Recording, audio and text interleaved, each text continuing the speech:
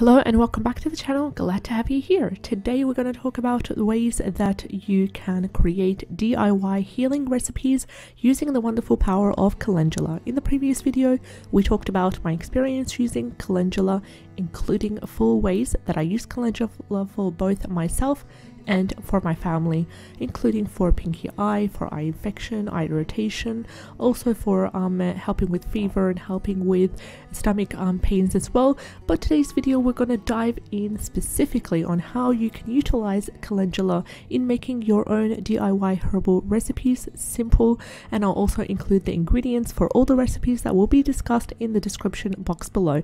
Before we get started, please subscribe to the channel and make sure to click on the bell icon in order to be notified on our new videos that we upload every day, talking about tips and tricks to do with health and wellness, as well as my own personal DIY herbal recipes to aid in healing.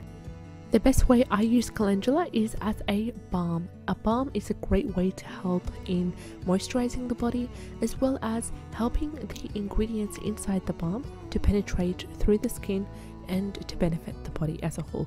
A great popular balm is made from calendula. It is amazing for skin issues when it comes to eczema, psoriasis, when it comes to all sorts of other skin irritations as well. Now, I usually make my own DIY calendula balm, and I will include the recipe in the description box below. All you would need to get started is beeswax, and also olive oil, calendula oil, and a couple of other essential oils that I focus on.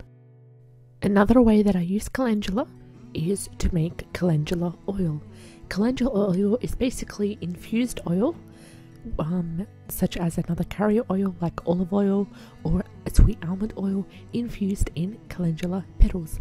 And usually you can do the calendula oil using either the hot press method or the cold press method, and the way that I rely on is using the cold press method.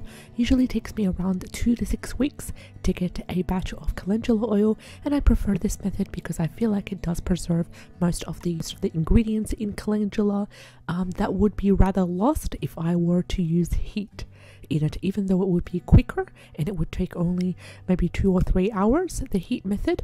But I feel like the cold method preserves the benefits of more.